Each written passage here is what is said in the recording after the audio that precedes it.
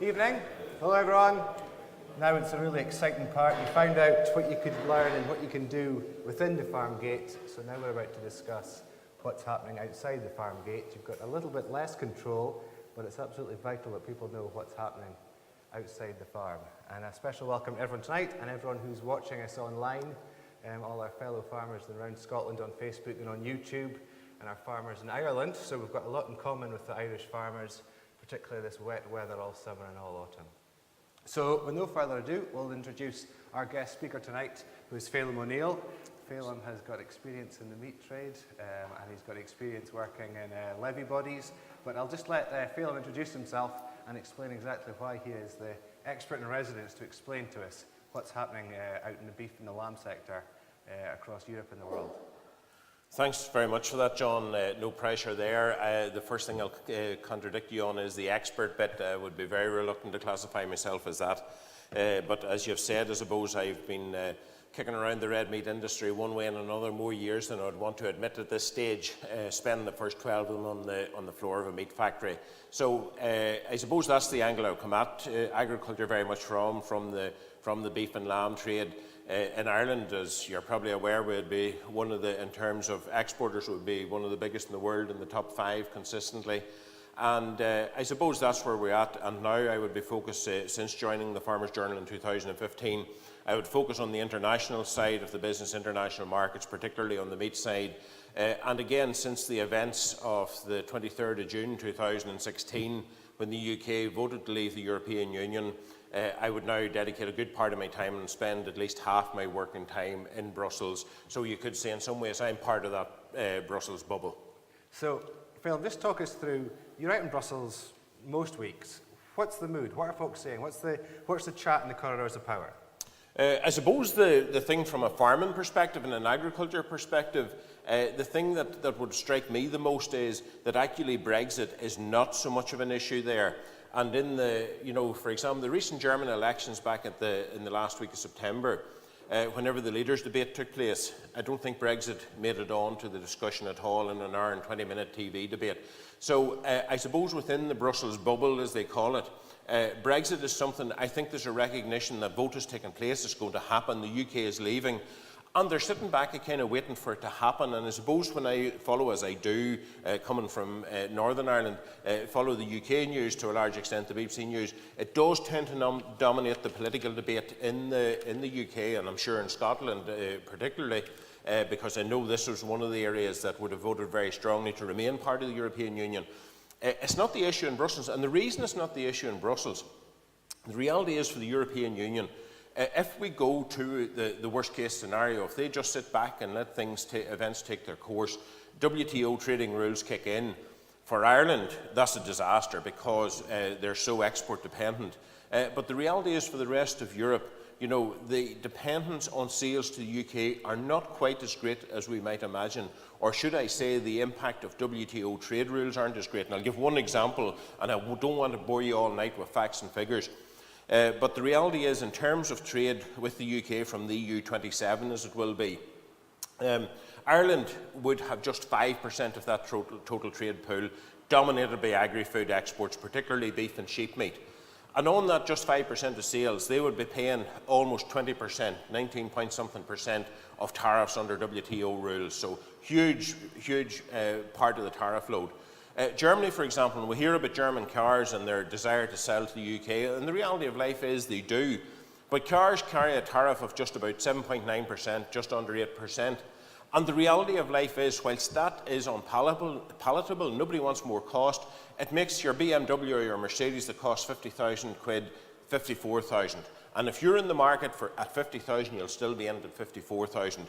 They've already taken a currency swing much greater than that. They've taken a 20% currency swing since the start of 2016. So in Brussels terms, and it's something that we should be aware of in the UK, that actually the UK leaving isn't that terribly big a political issue at the moment. There's much bigger ones. And what's your view on the performance of the UK politicians who are going out there? How are they being perceived by the Germans, the French, the guys who are members of the club? and we're coming in to negotiate. Are we coming with the right attitude? Well, I suppose first and foremost, I'm not a political expert. I will have a go at taking on and challenging and analysing the Minister of Agriculture's performance in terms of how he delivers for farming, but in the wider political debate, I would certainly not consider myself qualified to give much of a view. I suppose in terms of a personal observation, what you will see there is I would go to all of those. There's been 5 rounds of trade negotiations now on Brexit in Brussels, and I suppose with the yellow press badge that you get out there, it does get you up close and personal to those press conferences and press briefings. And you know, the striking thing is that Michel Barnier, the EU Commission negotiator, takes the stage. David Davis, the UK lead negotiator, takes the stage, and it's as if they've been at 2 different meetings. They're kind of they're on a different page there. And I suppose that's something that's to be mindful of, just that in terms of the negotiation, in terms of a political lobby that farmers in Scotland will be doing, I think, you know, and in the interest of Scottish exports, because exports, while Scotland may not be as dependent on Ireland on exports, the reality of life is that it does improve your beef price. It's absolutely essential and critical for your sheep trade. And I suppose in terms of your political influence, if I was asked as an advisor to any of them as to what you would do, I would be saying, look, push on and get a deal of some sort sorted out. And looking at the beef job, we're seeing pretty high beef prices since Brexit vote. We've seen the weakness of the currency. We've seen fairly optimistic jobs in your prices are getting into the home. What's it look like for the beef sector post-Brexit? What can farmers expect to be getting in their pocket? Where's the market going to go? Where's our beef going to go? If we get a deal, if we don't get a deal, what's it look like? I suppose the interesting thing, again, from the point of view of farming and what happens in every farmer's bank account, the reality is since that Brexit vote, the UK farmers have benefited greatly from their common agricultural policy, benefiting from the weakening of sterling greatly. So it's issued in euros. So each year you've got an increase there each of these last 2 years. The other fact of life is, as sterling has weakened, your exports have become much more attractive in continental markets and Eurozone markets, so therefore you've been able to sell more and better abroad, both in beef and sheep meat in particular. So since that event and up until this point, and of course the point to keep in mind is Brexit hasn't happened yet. It won't happen before the 30th of March 2019, and it's only then that you will, I suppose, deal with what it really means, and it's only then that we will experience anything we do between now and then. It's really, I suppose, a speculation, or it's anticipation, and I suppose, judging it as we do, and those of us that are, I suppose, keep a fairly close eye on those things, we can see no upside for UK agriculture. We can see downside in many sectors. But nothing will work as well in terms of trade and international trade. And Scotland, don't forget, like, you are a significant exporter in all commodities, and your reputation, particularly in beef in continental Europe, is very high. So nothing will be as easy to trade, or no environment will be as easy to trade in as the one that you have at present. The majority of the folk here tonight will be QMS farm assured. They'll be getting inspected every 12 months, and they'll have a number of hoops to jump through, and they'll have to make sure they comply to get the Blue Oval and the Scotch brand. In your opinion, you've been around the world, you've got experience in trade deals, and you've got experience on different beef products. How vital is it that we keep this Blue Oval and we keep this PGI to be able to get access and be able to get a premium price for our product? I suppose the way that the value of that, to me, is demonstrated every week is in your market reports in the Farmers Journal of Scotland edition that you produce yourself, John. Every week in life you will see that within the UK market, which is the highest value red meat market in Europe, Scotch beef prices are actually commanding a premium within that. Now, I know, and in terms of the farming environment of Scotland, you're that bit further north, you have that bit shorter grazing season, all that, and farmers, and they've told me already this evening when we were chatting before this evening's meeting, you need everything extra that you get there, and that's true. But the reality is, Scotch beef internationally, slightly less so with Scotch lamb, but certainly Scotch beef internationally has an absolutely superb reputation. It's terribly well respected across particularly the southern home counties area of England, and that's something that's worth preserving. And we have the same debate in Ireland about the value of quality assurance, and we have the quality assurance scheme as well. The reality of life is that is the passport to get into the highest value markets. In Ireland we moan about supermarkets, UK supermarkets, all the time, and I'm sure in Scotland there's times you're not particularly thrilled with them either. But the reality of life is they're the highest value market, And being quality assured is an absolute passport to get into that market. So I would certainly encourage and take whatever bit of hassle, and it is an element of hassle, it's another burden, but I would take it and carry it. You touched on how Scotch lamb doesn't quite have the same premium that Scotch beef does, and I mean, 2/3 of our lambs head down to England to be killed every year. From your perspective, the lamb sector is far more exposed to Brexit. You've got a huge amount of lamb going out to France every year. What's your message? What should lamb farmers be looking towards for post-Brexit? What's going to happen to their market? What's the various scenarios if they get a deal again or if they don't get a deal?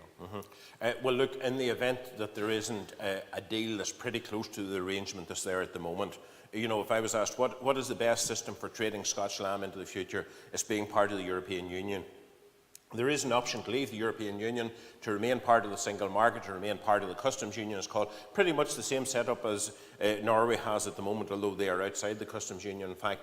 But that would leave you the access to markets in a reasonably unchanged way. Now, the UK wouldn't have the freedom to make trade deals that the Trade Minister, Liam Fox, suggests that they want to do. And I suppose that's something that, if that is the priority of the UK as a whole, well then the access to international markets, to European markets for Scotch beef and lamb will be seriously curtailed. That's just a fact of life.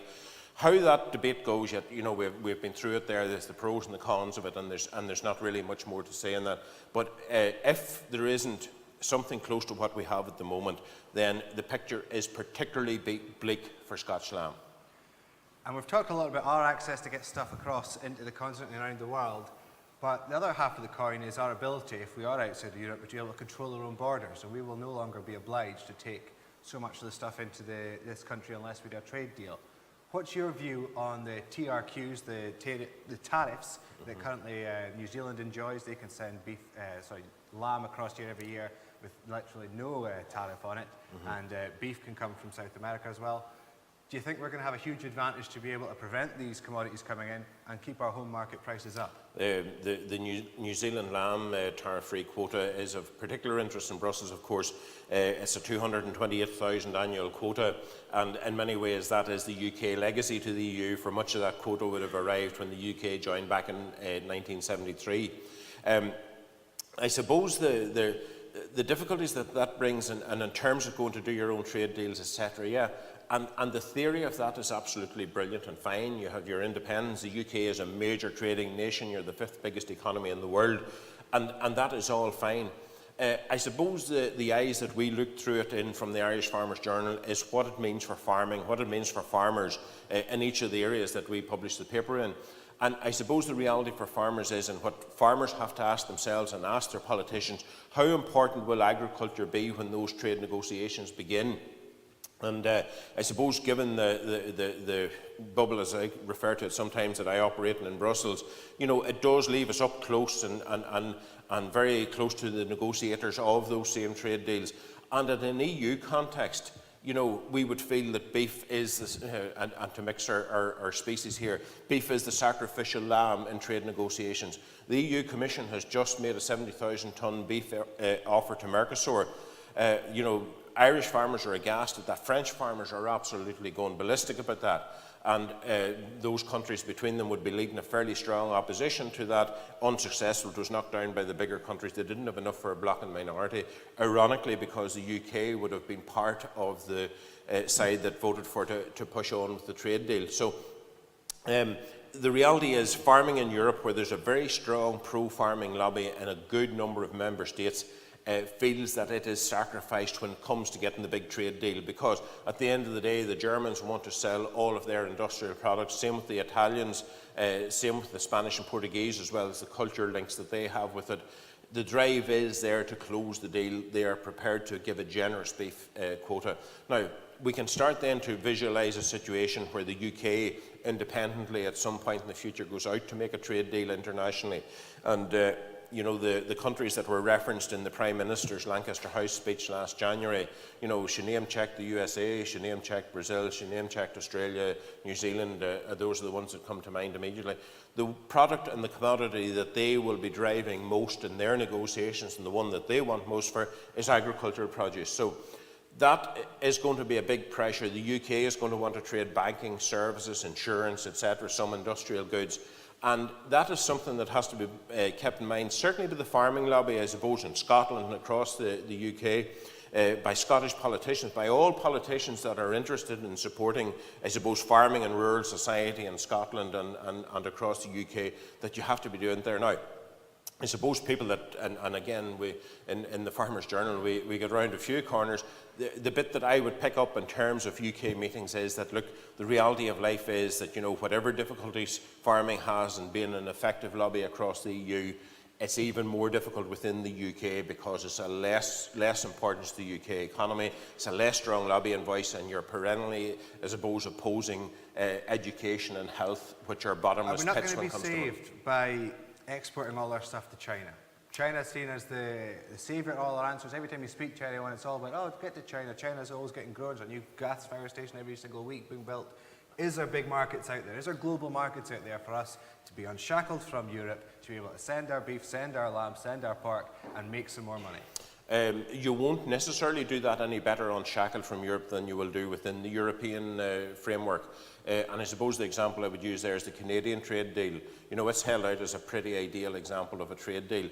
Now, it took 7 years to negotiate. It's still not ratified by the member states. It's operating provisionally from the middle of September.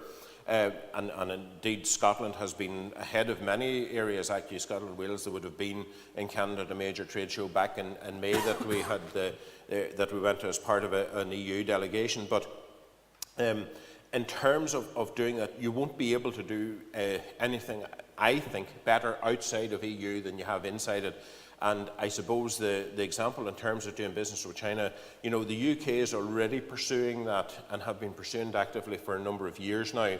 And I think the last estimation I got from the organisation, the pan-UK organisation that would look at opening export markets, is that it'll be sometime in the early 2020s when you will secure access to that market.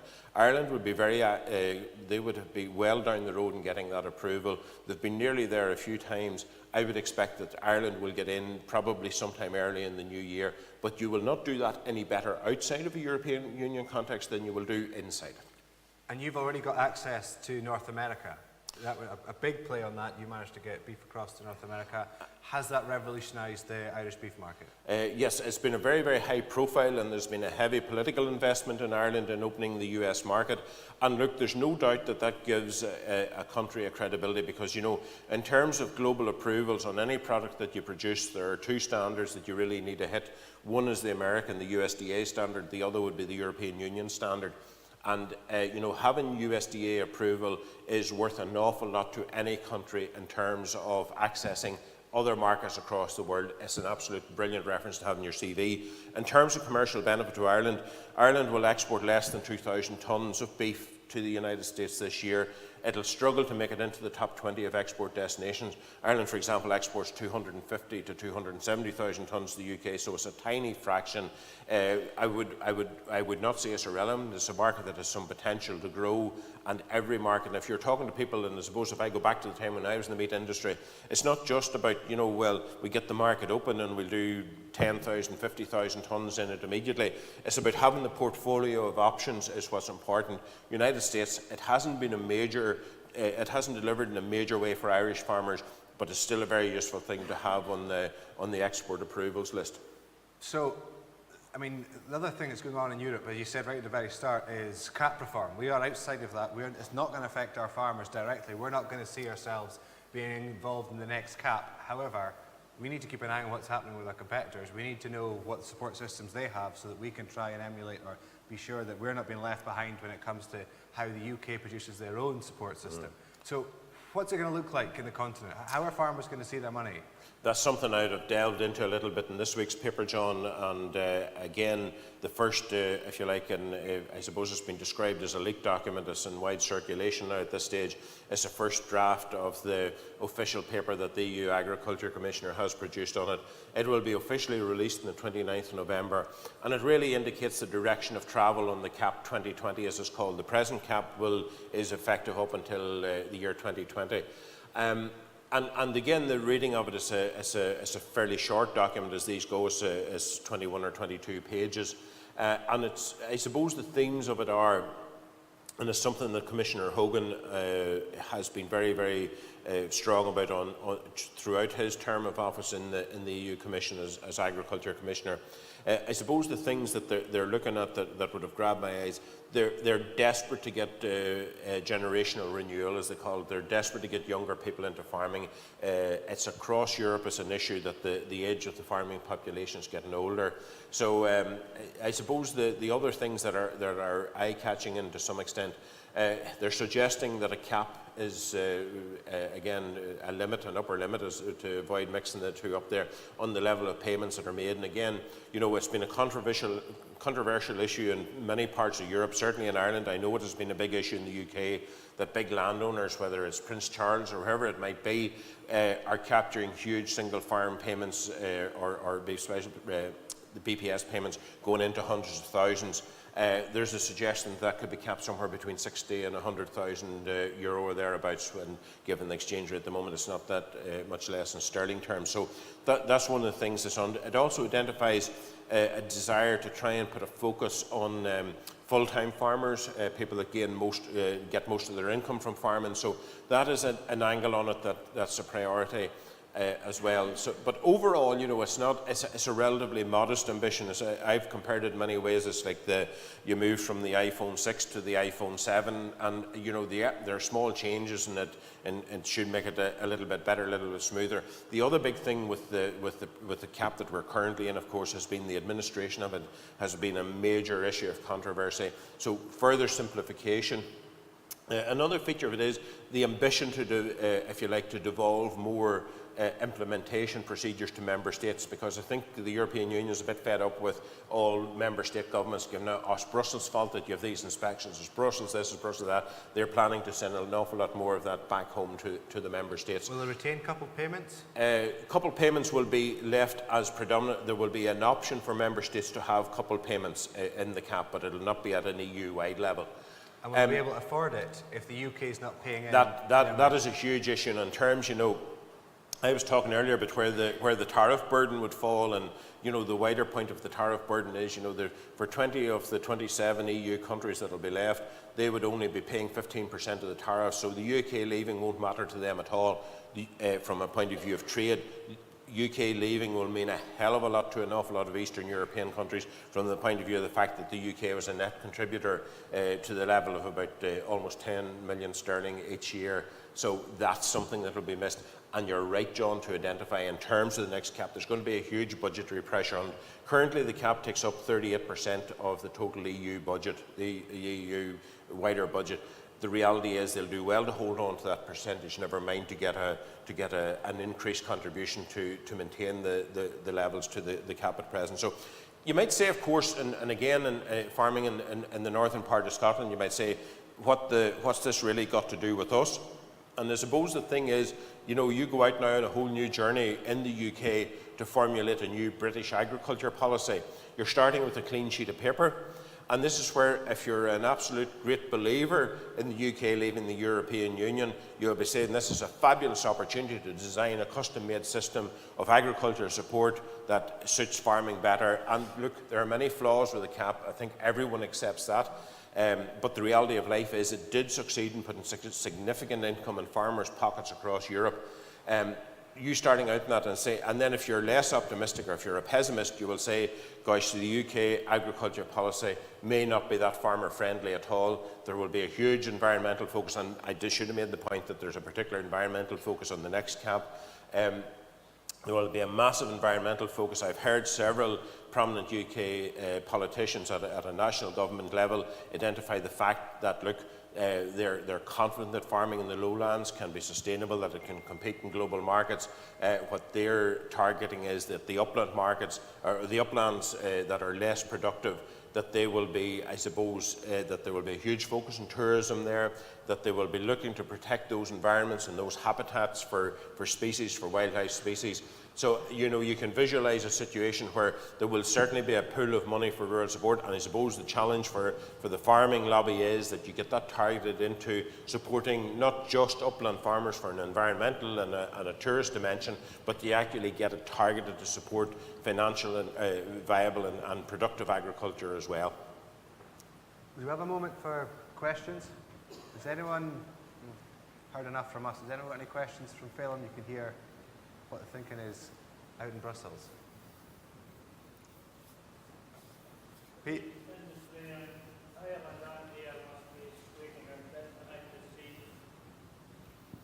Everybody hear that?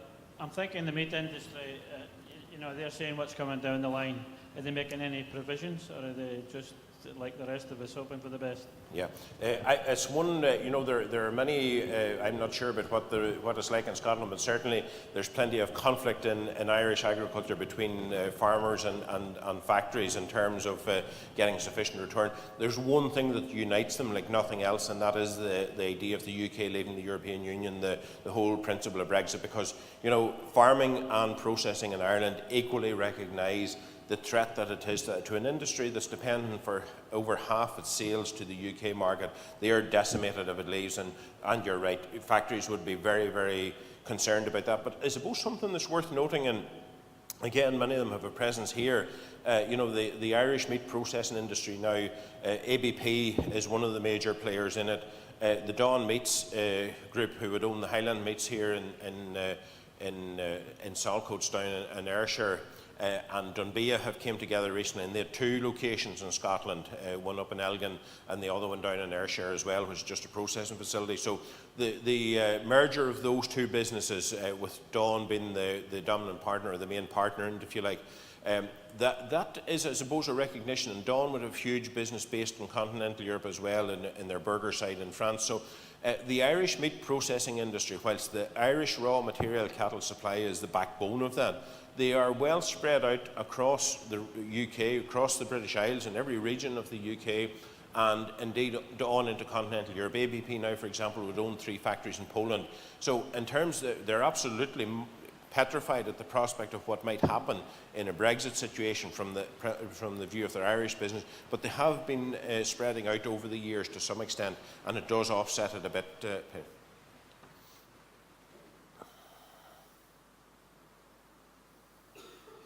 You've certainly got our rain to the sound of it anyway.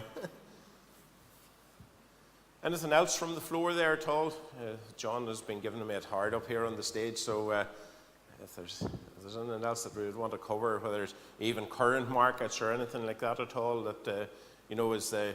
Just a word on we've seen the Angus premium dip very quickly over the last few weeks. Where do you see the sort of specialist premium market, going at the moment? The Hereford, the Shorthorn, the Angus. Just a word on what your thoughts are there.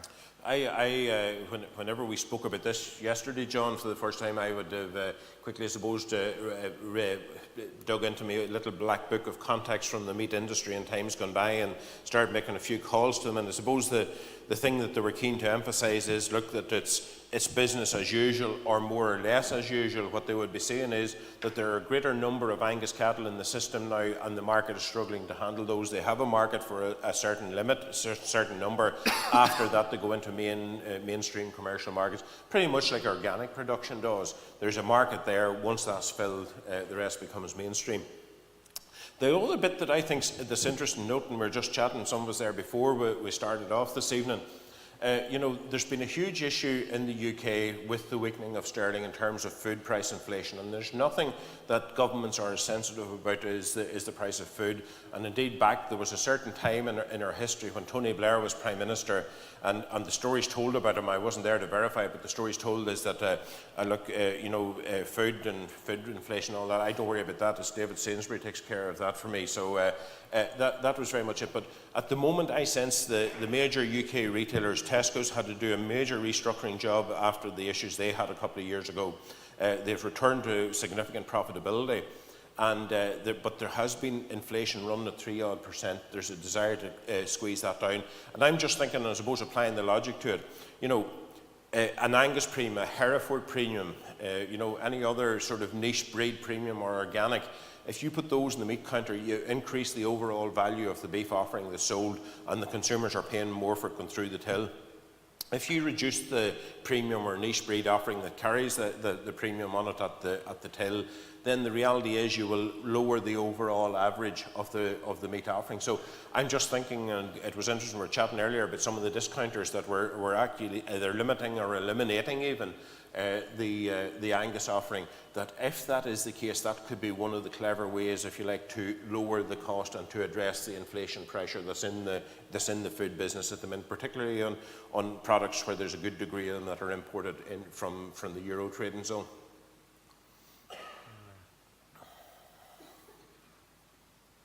Well, just a word on the supply chain and the relationship with supermarkets. Can you see a situation if trade kind of ceases post-Brexit, it's more difficult to get food out of the country, retailers could really take a squeeze on the market and really push prices down far stronger than if we were able to trade with the continent? I suppose the reality of future supermarket trading relationships within the UK, it will be very much dictated by consumer behaviour and the issue of inflation in the food price market at that particular time. And I suppose there's choices, once the UK leaves the European Union, there's choices of what direction to travel.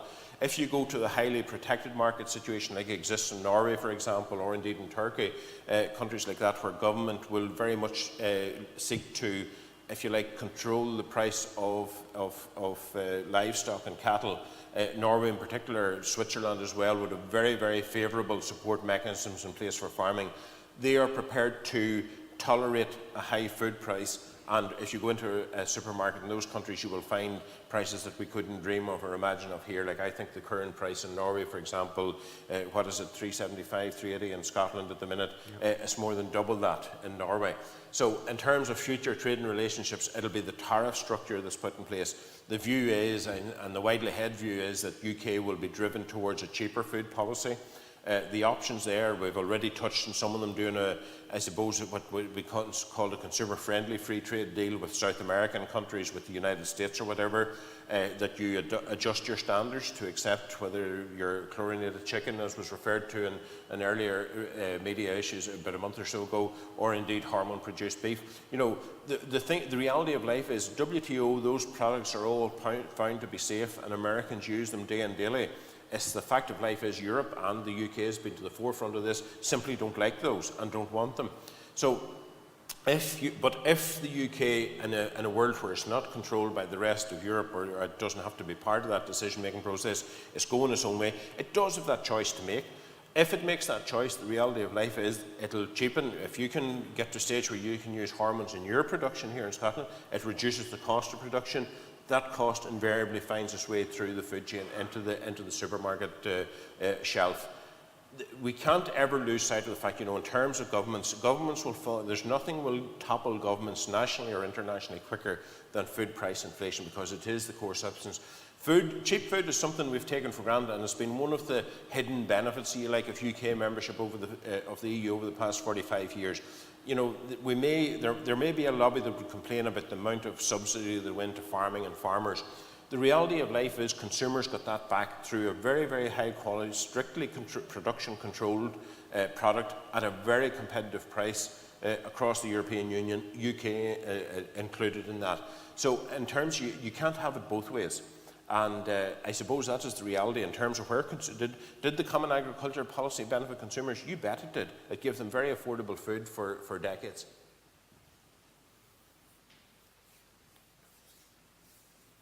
Any questions,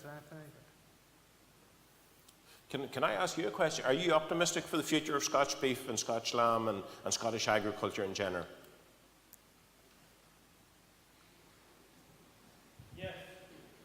That's and what do you base the confidence on, Peter? Well, I just think if we, all we can do is take care of what we do, and that's what this thing is about.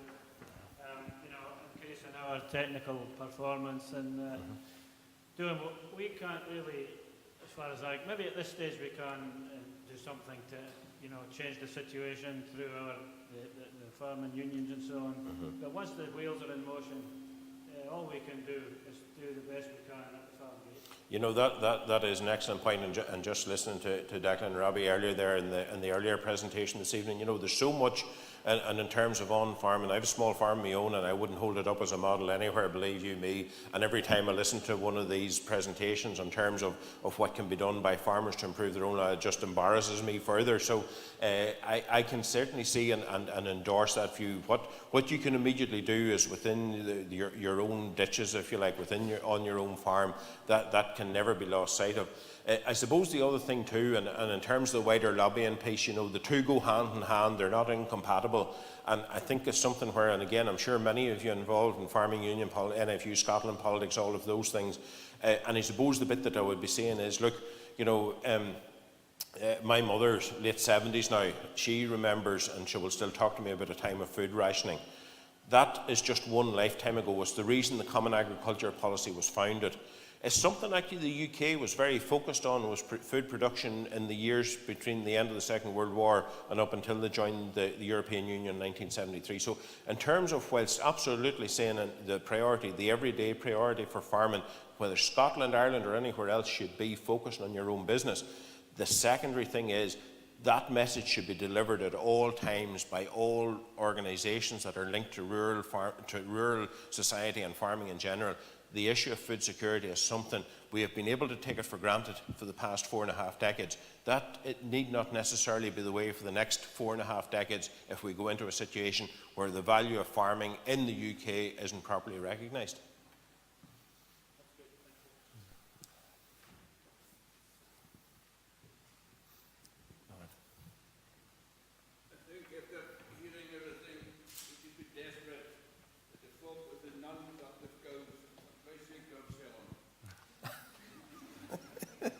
I'm not sure about that, and again, the lads made this point much better than I'll ever make it. You know, the reality of life is the unproductive cow, as we would classify it, is the one that isn't producing a calf every year. But the reality of life is, if you want to upgrade your herd, there's never been a better time to do it, because the value of cow beef at the moment is at a record high. It's almost because the demand internationally and globally is for manufacturing beef, for four-quarter beef, for burgers. It's never been a better time to cull cows and bring new ones into the system.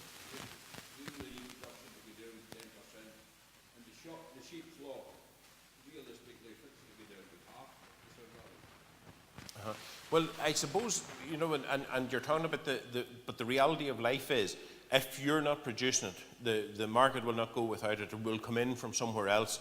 So I suppose the challenge that I would see it for farming, as I say, when Scotland or Ireland or anywhere else, is try and be as efficient as possible in production. And lesser quantities don't necessarily make it a more viable business. You know, at the end of the day, we can look at sugar industry, we can look at other businesses that have reduced production over the years. And the reality of life is, you come to a point when you don't be commercially viable, and you can drop and you can drop and you can dwindle. You don't necessarily get more money for what's left. You actually can squeeze the business from the other side and open the door to an international supplier supplying from somewhere else. Because believe you me, Sainsbury's, Tesco, Asda will never leave the shelves empty. They'll be quite happy to put New Zealand lamb in there if they can't get enough Scotch lamb. Yes, but I remember in 2001 during foot and mouth when we couldn't export. 3 months you couldn't get 30 pounds for fat lamb. Hate to go back to that again. But the reality, you identified a temporary interruption to the export trade because of foot and mouth, which lasted, I suppose, I was going to say weeks, it might have went into months in some parts. And you know, that is a taste of the reality if you cannot export. And I suppose it's why, you know, when I would urge in terms of having, because the great thing about, you know, the whole Brexit debate, and everyone has their views and are entitled to it. The reality of life is, the ballot paper on the 23rd of June, it didn't say Brexit has to look like this, that, one or the other. It said, do you want to be part of the European Union or not? The decision has been no, we don't want to be part of the European Union. Right, fine, let's move to the thing that gives us as much of the benefits of being a member of the European Union as we can have without actually ever having to look at that blue flag with the yellow stars in it again.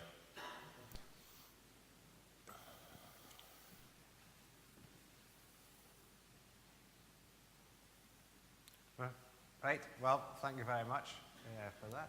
Okay. Excellent talk there, Phelim. You gave us a real insight. Thanks, John. Fantastic. Thank you very much.